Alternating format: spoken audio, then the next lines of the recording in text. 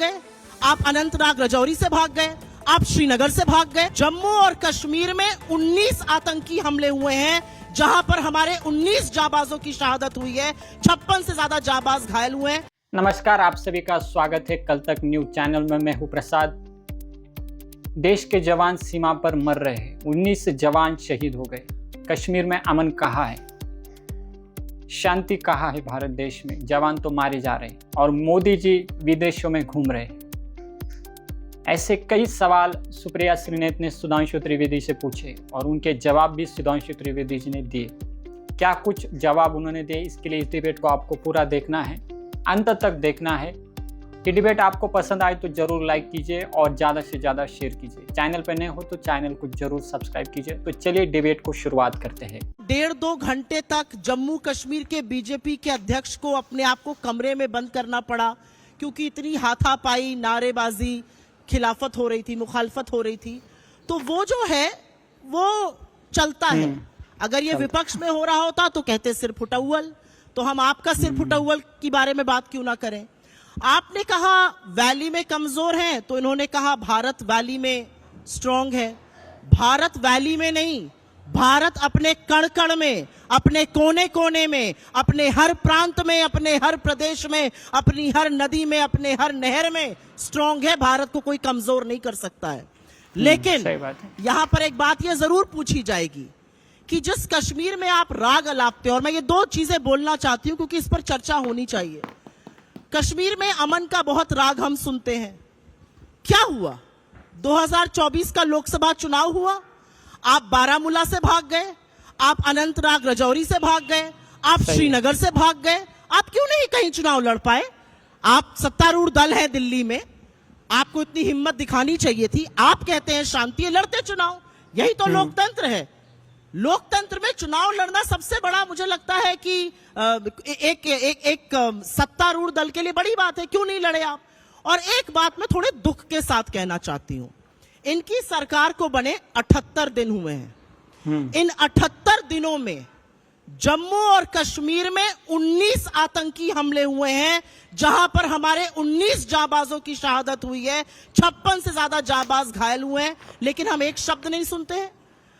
सही बात। श्रद्धालुओं से भरी बस पर जम्मू में अब आतंकी हमले हो रहे हैं, हम एक शब्द नहीं सुनते हैं।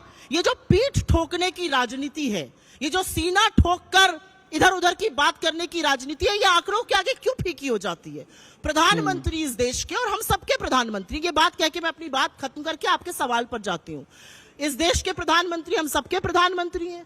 प्रधानमंत्री इधर उधर की खूब बातें करते हैं, ट्विटर पर ढूंढ ढूंढ के देशों को जाकर घूमते हैं, लेकिन 19 जाबाजों की शहादत पर एक श्रद्धांजलि और संवेदना का शब्द नहीं बोलते हैं। 2019 से उन्होंने आतंकी हमलों पर एक शब्द लिखना बंद कर दिया। क्या यह सही है? क्या यह जाबाजों का सम्मान है? क्या यह श्रद्धांजलि, एक कृतज्ञ राष्ट्र देगा इनको? यह मैं पूछना चाहती हूं। आपने मुझसे सवाल पूछा कि हमने पीडीपी को किसके लिए छोड़ दिया। भाई, पीडीपी ने तो इनका साथ दिया था, तब तक इनके घटक दल थे, तब तक बड़े सम्मानित थे। जैसे ही साथ छूटा, उनको किसी गैंग का हिस्सा बताने लगे, उनको अलगाववादी बताने लगे। हमारा और नेशनल कॉन्फ्रेंस का एक नेचुरल फिट बैठता था, और उस नेचुरल फिट के चलते हम चुनाव लड़ रहे हैं। पीडीपी लोकतांत्रिक चुनाव तरीके से वो भी मैदान में है, और मुझे लगता है कि अंततोगत्वा एक चुनी हुई सरकार जम्मू कश्मीर में बने, ये हम सबका लक्ष्य है। यानी भविष्य में क्रमशः उत्तर देता हूं। इन्होंने कहा है देश हर जगह मजबूत है, कण कण में, बिल्कुल, मगर अब मजबूत है जब से मोदी जी की सरकार है। वरना मैं जम्मू कश्मीर के बाहर के दौर का पूछना चाहता हूं। 2014 से पहले दिल्ली में धमाके, मुंबई में धमाके, चेन्नई में धमाके, जयपुर में धमाके, नागपुर, वाराणसी, फैजाबाद, लखनऊ, गुवाहाटी, चलती ट्रेन में धमाका, चलती बस में धमाका, बस अड्डे पे लिखा रहता था, पार्क में लिखा रहता था छूना नहीं धमाका हो। नेशनल कॉन्फ्रेंस से इनका पुराना संबंध है, नेशनल अलायंस है। मैं बताना चाहता हूं, कश्मीर रियासत के first prime minister justice Meharchand Mahajan, जो बाद में भारत के चीफ जस्टिस भी बने, और उनकी किताब संभवतः उसका नाम लुकिंग बैक है, उसमें उन्होंने साफ साफ लिखा है कि जब वो प्रस्ताव लेकर आए थे 24 अक्टूबर 1947 को एक्सेशन साइन करने के लिए, तो उनको 2 दिन तक नेहरू जी ने सिर्फ इसलिए बैठा के रखा था कि पहले यह तय हो जाए कि शेख अब्दुल्ला का उस सरकार में क्या स्थान होगा, और उससे पहले हम एक्सेशन एक्सेप्ट नहीं करेंगे। तो ये मैं चीफ जस्टिस ऑफ इंडिया जो एक्स रहे हैं उनकी किताब को कोट कर रहा हूं, तो सबको समझ में आता है। अब आइए, जो आपने पूछा पीडीपी वाली बात, तो मैं ये भी बताना चाहता हूं, हमने सिर्फ पीडीपी से अलायंस नहीं किया है, तमाम ऐसे दल जिनसे हमारा घनघोर राजनीतिक विरोध था उनसे भी हमने किया।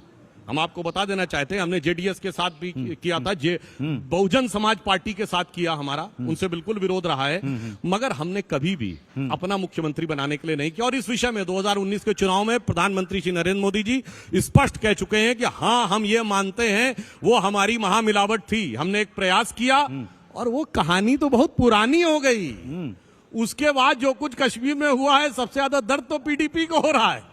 अगर आप देखें तो ये पीडीपी ने जो कहा था आईन ने हमको झंडा दिया था, वो झंडा और नहीं है, अब वो सारी बातें बहुत पुरानी हो गई। तो हमने एक प्रयास किया ईमानदारी से। आपने कहा ना कि सुधांशु त्रिवेदी जी ने कहा कि हमारे सरकार के पहले कांग्रेस की सत्ता थी, तब हर जगह बॉम्ब स्फोट होते थे, चाहे वो मालेगांव का हो, तो चाहे वो ताज होटल का हो, चाहे वो रेलगाड़ी बम धमाका हो या बस को उड़ाने का धमाका, जो कुछ भी आतंकवादी हमले हुए थे वो बहुत ही ज्यादा स्तर पर कांग्रेस की सत्ता में हुए थे।